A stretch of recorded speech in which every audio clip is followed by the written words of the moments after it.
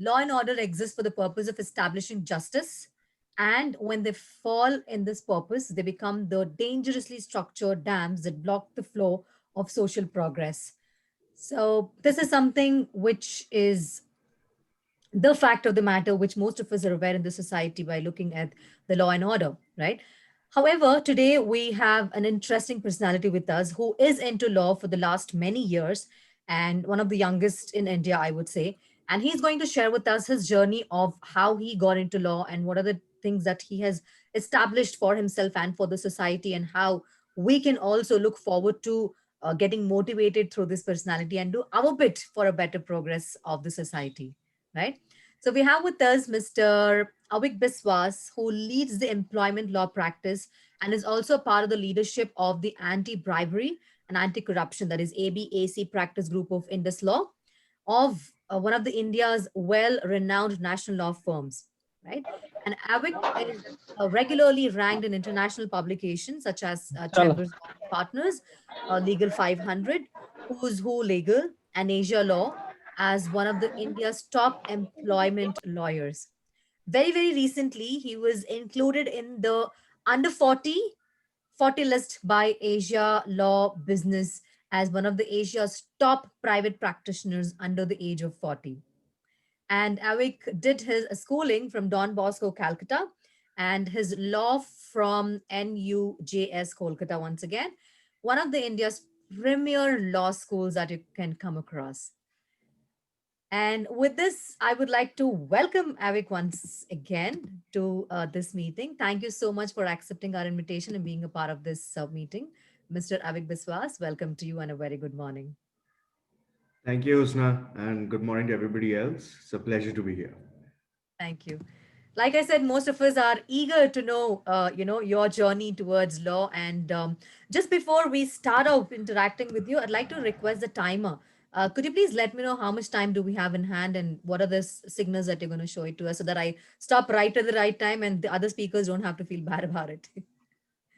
Because we know so much about Avik that we have to speak. We may go on and on. So I would like to give a chance to the other speaker as well. So the timer can let me know the time duration that I'm left over with and the indications that they're going to do. That'll really help me to a large extent. Mr. Timer, if you're with me. Nevertheless, let's proceed further. The timer can direct message me as well. There can never be any prosperity without law and order. Like, it's just like the fish which cannot survive without water.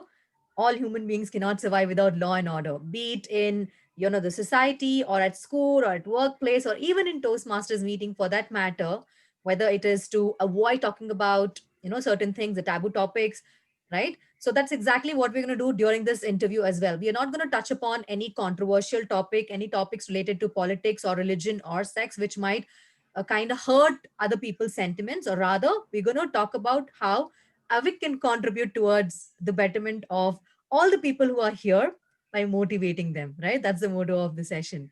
Okay, Avik, to begin with, as I was in my, say, I think eighth grade, I very, very clearly remember.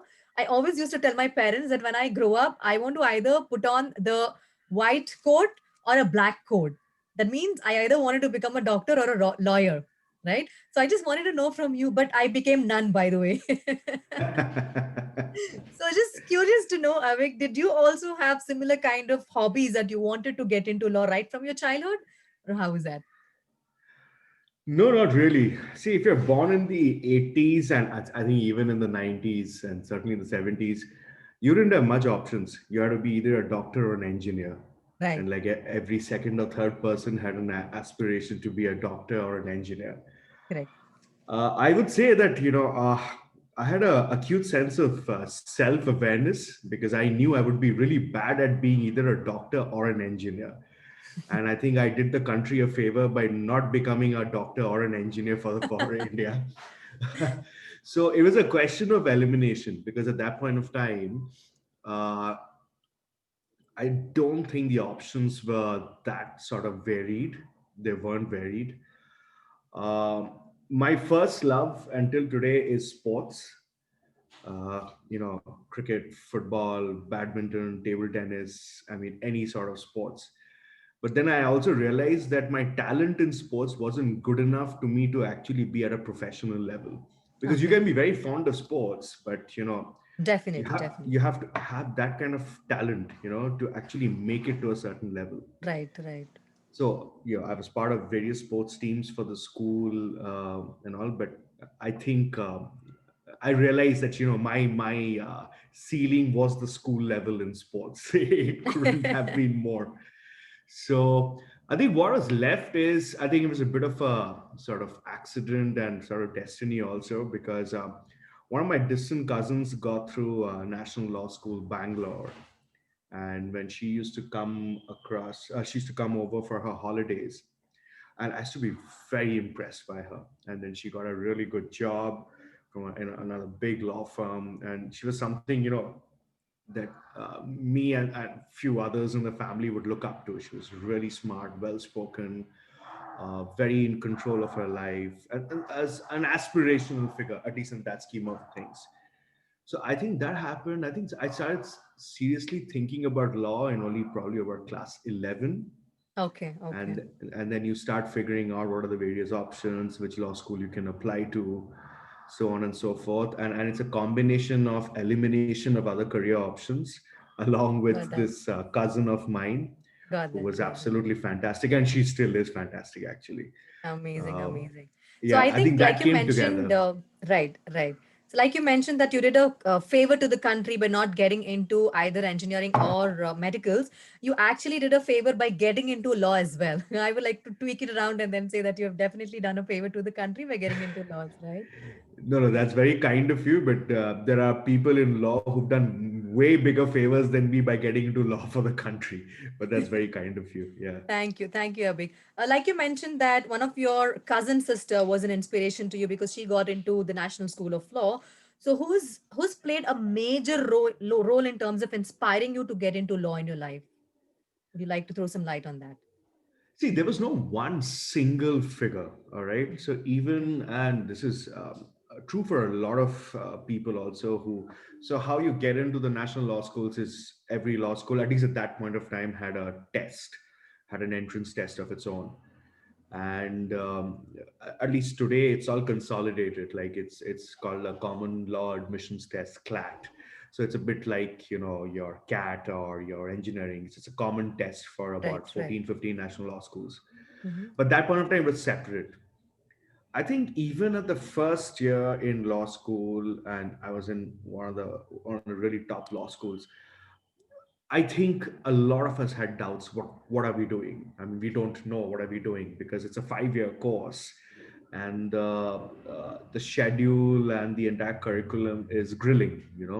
It's we are a batch of 80 people, and we had a fair number of dropouts at the end of first year. About 7 8 dropouts. Mm-hmm. So unless you like what you're doing, it's difficult to survive the first couple of years of law school. It's difficult to survive. You really have to like what you're doing. But then in law school, you start reading things, you start reading different personalities, you start reading Mm-hmm. about how law brings order and structure to a society.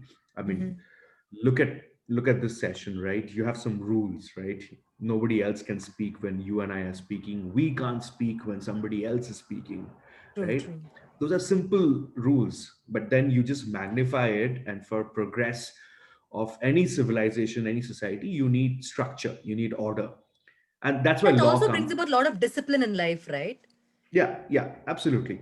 So to ensure, because I mean, then when you and I are speaking, when nobody else can speak, that means you and I are given the time to speak.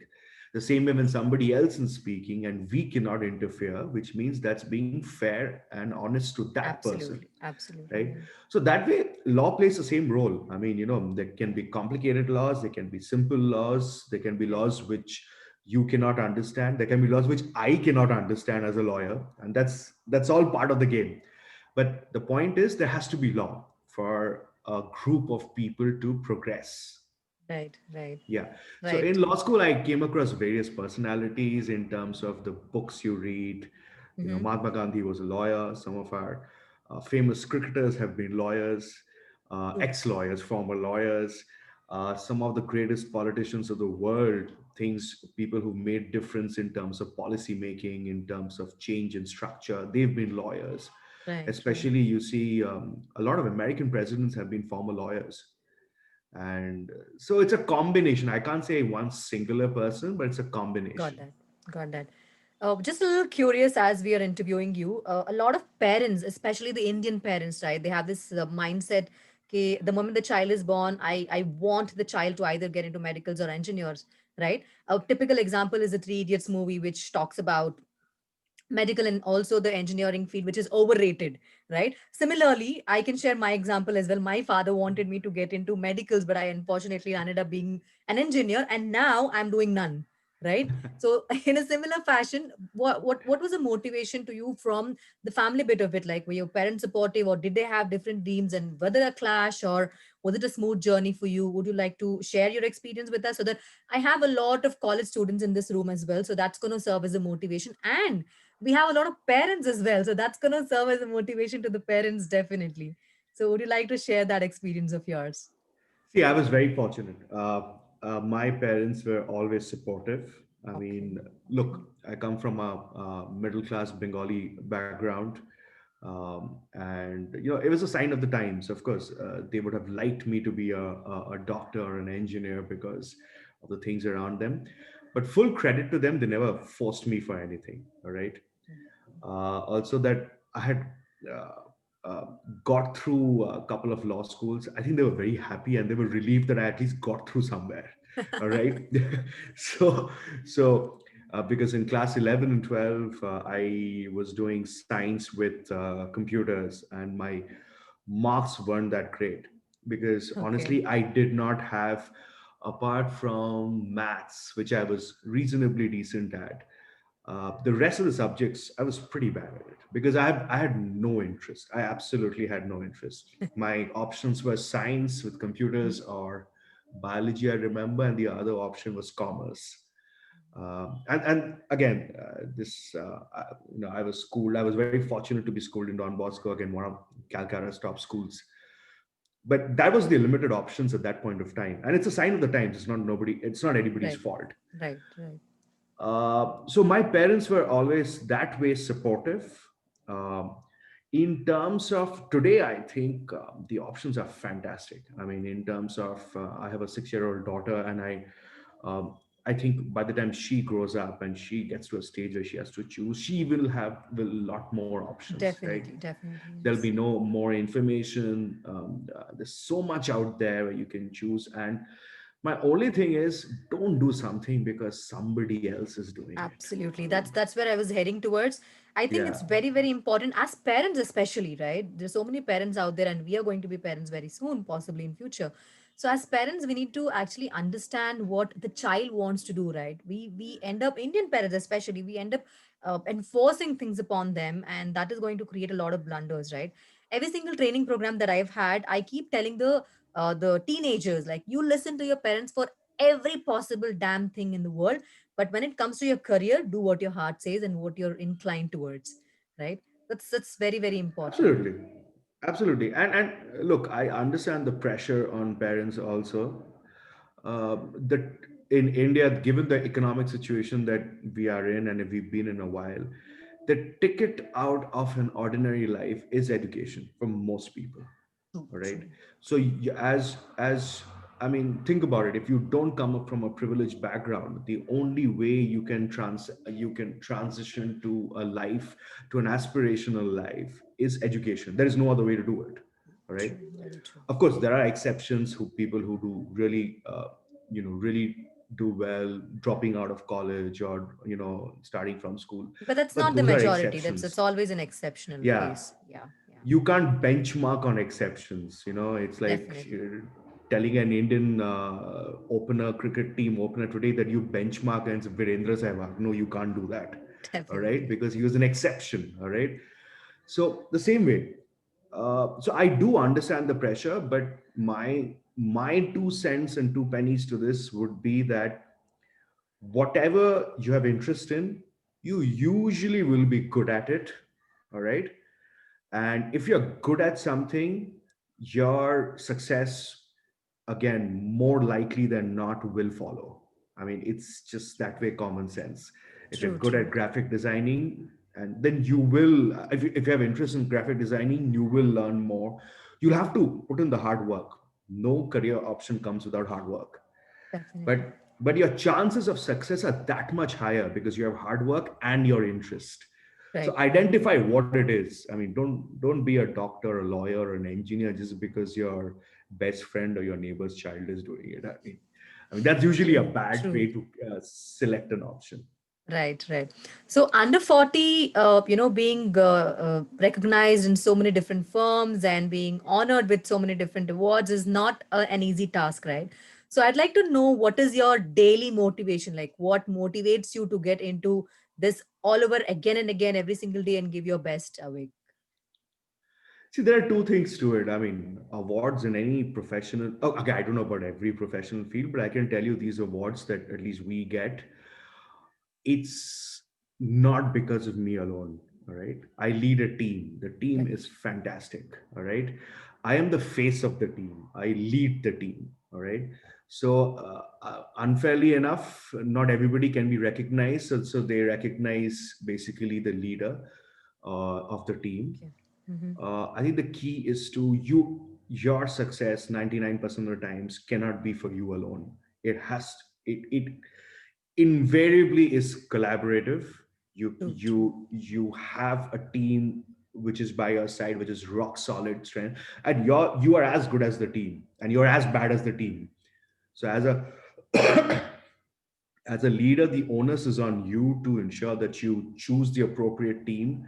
You sort of hone them, you bolster them, you encourage them, you develop them. But of course, you play a key role as a leader, but your success is directly proportional to how good your team is. Definitely. And And this is also the the result fact of that that. how good you're leading the team, right? No, no, of course, absolutely. It's a combination of efforts. What I'm trying Combination, to right? say is that Right. getting these awards, it's not my credit alone at all. Absolutely True, not. true, I mean, true. anybody who says that he or she has got there just because him or her, A has to be exceptional or B has to be lying. All right, one of the two. Okay, so Right, right. so that is one. And the daily motivation is, again, I really love what I do, so I don't need to artificially motivate Hmm. myself. There you I go. really love Yeah. what I do. And if you Right. love what I do, you won't find it as really rigorous, uh, you know, backsapping work, and which is something which you want to run away from. Of course, True. everybody needs a break, but for most days, majority of the days in a year, I really look forward to working. Definitely. So doing something that you love is always the key for success in life and for the self motivation as well, right? That's something Yeah, which yeah, I'm yeah. gonna take away from you. No, no, just one small thing. Okay, I don't want to feel like this like some sort of gyan session or something. Nothing what I'm saying is sacrosanct. People may have different rules. You may Definitely, find definitely. different interests also in the middle of your career. It's absolutely true because I mean, I can tell you from experience, law is such a huge field. You have different specializations. The first couple of years of my professional life, I didn't enjoy it too much because the practice area I was in, that part of, I actually thought I wasn't made for law.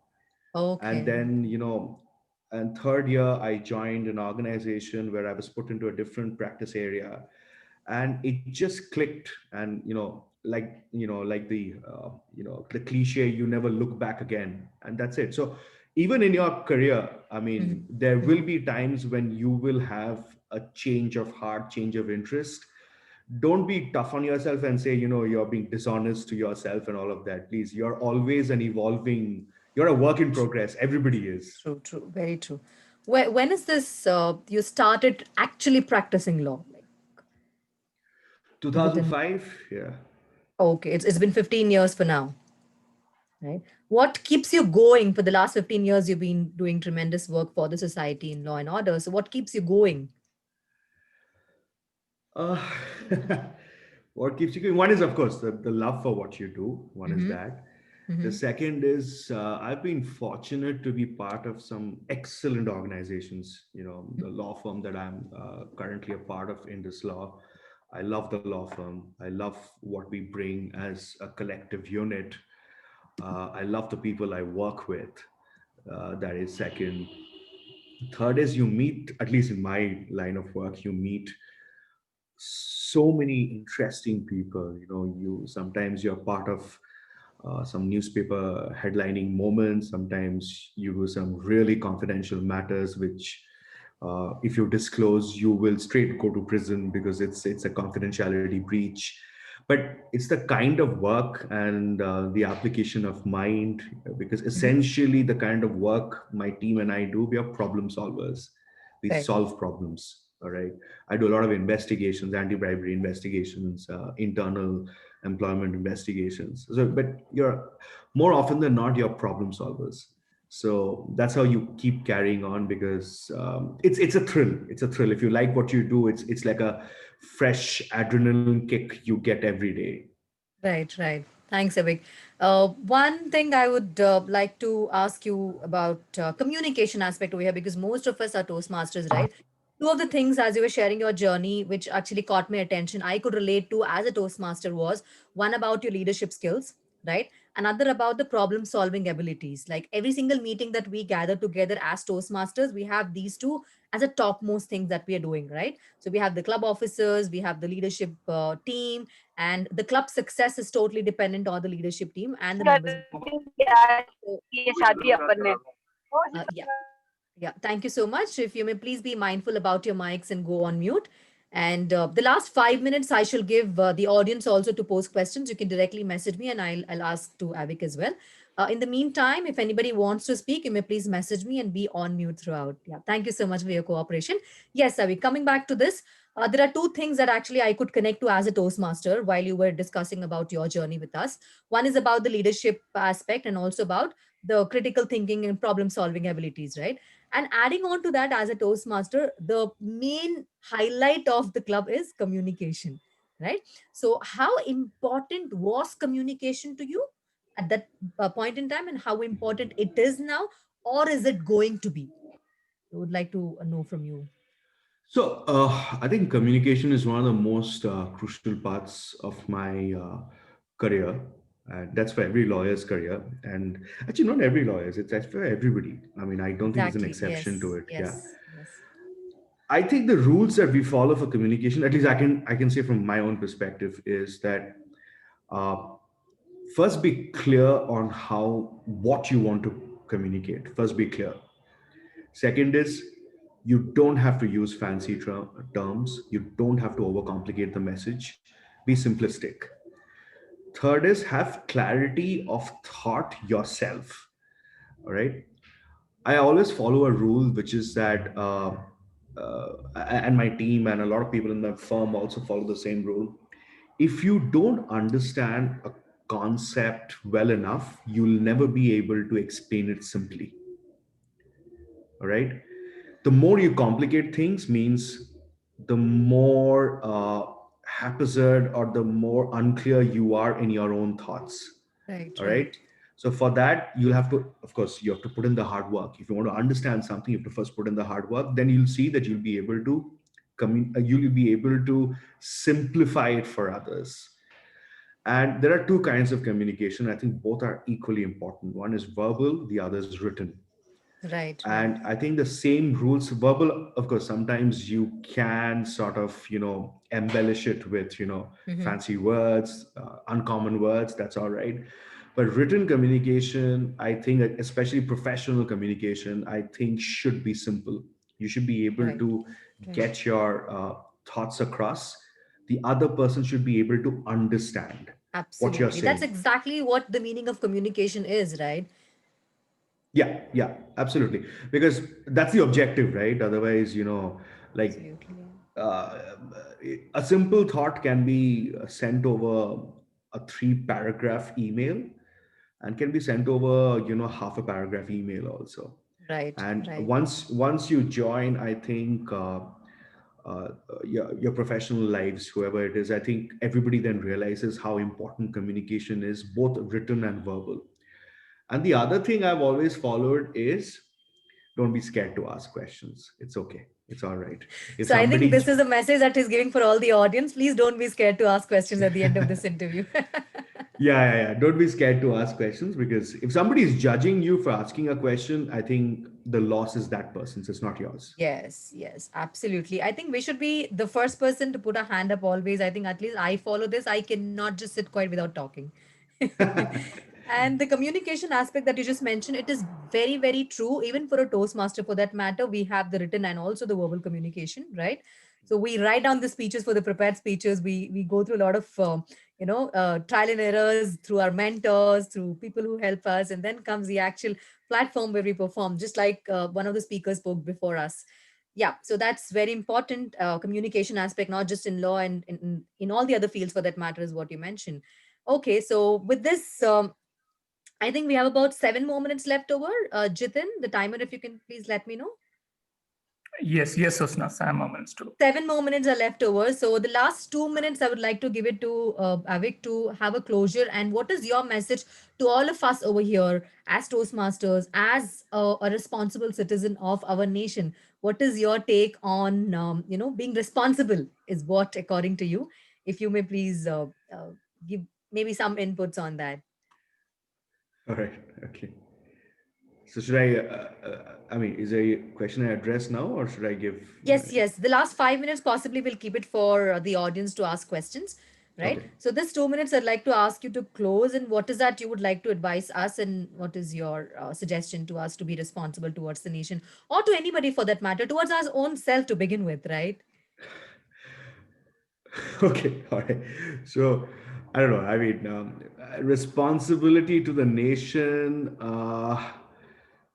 I think just do your bit. I mean, in the sense, start with the basics, follow traffic rules. I mean, this is my pet peeve, and I'm sorry I'm getting into it. If it's a one way, don't get into that road. It's a one way. Yes, You know, yes, don't yes. honk when there's a traffic red light on. Who are you honking at? I, I think people talk about, abstract topics. At least I personally feel, is abstract topics, which is like, love for the nation, patriotism, and all. Your Hmm. patriotism you can show by not some your social media post, or shouting at the top of your voice. Do the basics right first. All Yes, right. yes. Don't litter. Don't break traffic rules. Don't be a nice person. I mean, be civil to others. Yes, Be yes. and you're part of an overall society. You're not an individual, you're just one tiny speck. So if you don't follow those kind of regulations, it just breaks their entire system. I mean, one of the things, when you travel abroad, especially to the Western countries, I think there's so much they can learn from us, and so much we can also learn from them. Absolutely, And one of the absolutely. things that I think we need a lot to learn on is their civic sense. Hmm. How they think about others, even when same thing, when they are allowing disabled people to go first. They Hmm. Hmm. Nobody goes and gets over the handicap spot there. Those, again, just if you love your country, just do some basic things first. Absolutely, yeah. Yeah, I mean, then go to far greater topics. Do your basic part first. I Yeah. think, yeah, it's very, very important, not just for the country, also in life for that matter. Stick to your basics first, and rest of it will fall in place, Yeah, right? yeah. If we all stick to our basics first, I don't think we need to worry. Definitely, definitely. Thanks, Avik, for that one piece of advice. I think there's one question from the general evaluator for the day, that's DTM Kanchan. The question is smart work or hard work? What do you believe in? I believe in both. I mean, Okay. yeah, you have to work hard. That is absolutely non-negotiable. In anything in life, you have to work hard, because you can't expect good things to happen to you if you don't put in the effort. That's always been my belief. At the same time, you when you work hard, also work hard on the relevant things. So let's say, if I mean, I can say from my team, if a client asks me 3 questions, and the fourth question I think is also relevant, but the client hasn't asked me that, All right. Now, if I Mm-hmm. do like 5 hours of research on that and come up with excellent arguments, it doesn't help. I'm not being a really smart worker. All right. But the first three questions there, I have to put in the hard work. And you'll be surprised how a lot of people across I think professional levels, they sometimes, I think they work hard sometimes on the not so relevant things. So it has to Right. be a combination of work. And also over the years, I feel the word smart worker has a negative connotation, as if you're really, you're gaming the system and all. No, I don't think that's that. Smart worker doesn't necessarily mean that you're excluding hard work. No, hard work is first, then comes smart worker. So it's a balance. It's a balance that you need to work hard and also be smart enough to take what you want and what you don't. Right? Absolutely. Yeah, I think that's pretty much relevant even in the argument part of it that you just mentioned. That you need to put in your hard work to do your bit of research, and you need to be very smart enough to take what the opponent is actually trying to tell, right? And exclude what is not really required. Yes. So the next question that we have is from Mr. Prabhakar, and his question is: how do you distinguish between ethics and morality?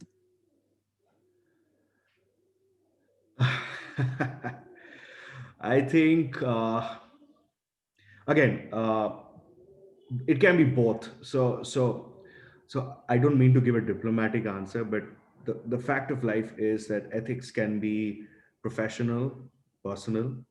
Morality, I sometimes feel, is a dynamic concept. 50 years ago, what was considered to be part of conscious morality is not anymore. All right. 100 years ago, 200 years ago, what was part of morality then is not anymore. All right. So you'll have to change with the times. All right. 10, 15 years ago, the kind of jokes that were acceptable to be cracked at women is not Right, acceptable anymore. right, right, 15, 20 years ago, the jokes that were considered acceptable to be cracked at homosexuals or with different sexuality is not acceptable anymore. All right, right. right. So it's always an evolving concept, and you will have to move with the times. Your own morality cannot be set in stone. It has to be, I think, my opinion is it has to Very be well put, dynamic. very well put, Avik. Yeah. It has to Thank you be for answering dynamic. that question. And the next question is from the TMOD himself, that is Jyotirmaya. He asked one thing a student can take away from your life journey, which can help them in the upcoming days. So we have a lot of students out there. So what is that one thing which can be taken from your life journey, which can possibly help them in the future? One is, I think I already said, which is that identify what your interest is. Mm-hmm. Uh, don't be disheartened if you cannot identify. It's absolutely fine to not figure out what your calling is or what your interest Right, is. It's right. okay. Keep your options open. And second is, whatever you choose at the end, or whatever you eliminate, whatever it is, uh, you cannot compromise on hard work. You just Right, cannot. All right. right, right, right, This is something that and look, I wasn't born with this kind of ideas and all. I also learned this pretty late in life. Okay. right. I can tell you, I learned this in the third year of my law school. The first 2 years I spent being an absolute buffoon. So, so, so I also learned this in the third year of my law school. Okay. Mm-hmm. So, this is, this, I guess this is something which will experience will only teach you. I think that's what life is all about. We're all students of life. We learn over a period, right? So I Yeah, think that's absolutely. gonna help. Last two questions, and then we wrap it up. Awake. The one question is from Mr. Ankur. He says, "Do you believe in luck? Is there any incident which you would like to share about you being lucky?" Absolutely, absolutely. I do believe in luck. I do believe in luck. There are a lot of things I consider myself very fortunate, very fortunate. I do believe in luck. I also believe that you make sometimes your own luck. All Right, right. right. There can be an opportunity which is presented to you, but if you are not ready Yes. for it, you will never be looked at again. Very Okay. true. Very true. It's like I love giving cricketing and footballing analogies. So forgive me for that. If you're standing at first slip, it may take you an entire session to get a catch coming your way, but once it comes, you have to be prepared enough, which means Absolutely. you've spent 100 hours in fielding practice sessions. Right. So you'll have to be prepared for it, but Right. Right. luck does play a role. Nobody's born unlucky, nobody's born lucky also. All right. So let's I think so it's the let's luck and the opportunity utilized at the right time will make you successful, right? yeah, and sometimes you'll feel that probably that you're not being lucky now and Mhm. somebody else is being, but nothing is permanent. Your time will also come, and that person may also feel that that person being unlucky. Correct, correct. One last question from Mr. Shivesh. Personal anecdotes where you have to overcome your failure. Oh, there's so many. I mean, I can't point out one specific anecdote, but I mean, everybody's life is littered with failures. I mean, Right, if you right. haven't failed means I read this somewhere. If you haven't failed means you haven't tried, which is absolutely true. It's a True, cliche, true, true. but Very it's true. absolutely true. You fail every other day in something or the other. You fail. The point is to learn from it. The point is to not get discouraged, Right. and the point is to move on. But if you don't learn from it, you'll keep making the same mistakes. I mean, make new mistakes, and that's absolutely fine. I think that's fantastic. Make new mistakes. Yes, yes. I think repeating the same mistake is something which is not to be considered. Yeah. That's at least professionally that's suicidal. If you keep making the same mistakes, means you have Hmm. not learned anything. True, true. I think with this, we'll wrap it up with one last question. I don't want to just let go of Kodeshwari, if I'm rightly pronouncing the word. Her question is, who's your role model in your life? Again, I don't have a single role model. I have a combination of role models.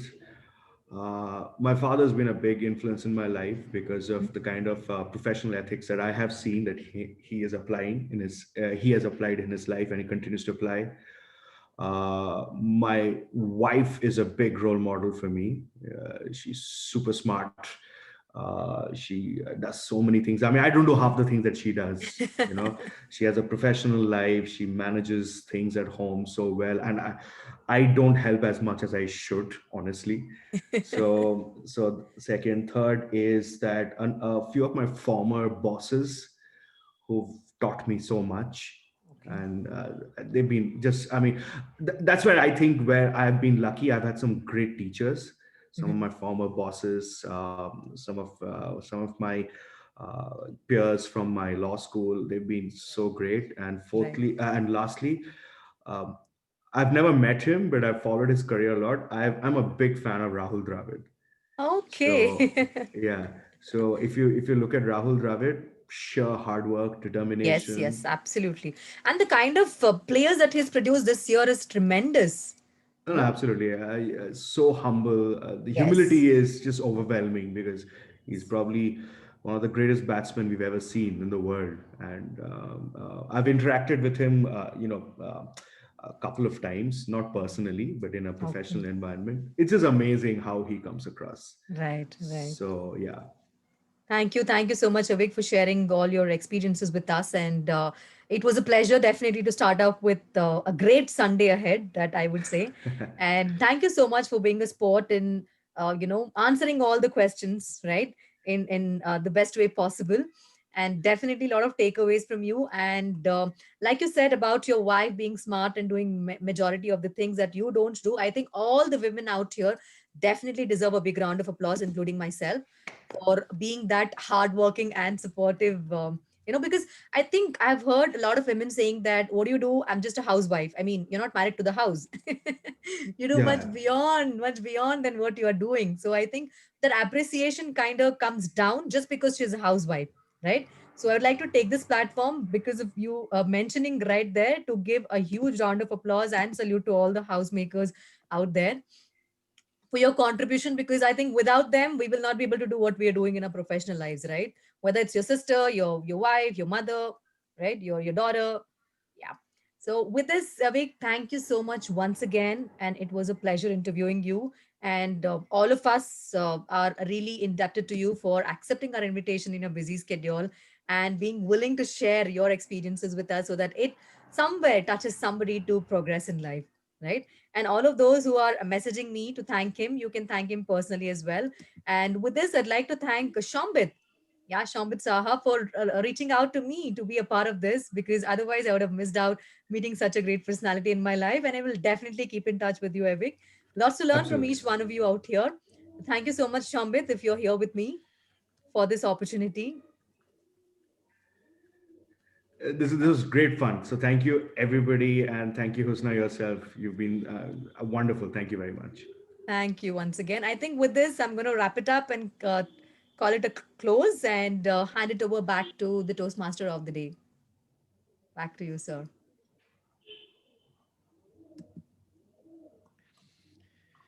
Thank you, Toastmaster Husna. Am I audible and visible? Am I audible? Okay, You great. are audible and visible. Yes, yes, That yes, was Dil. an in great. Thanks. That was an indeed a wonderful interview and interaction session.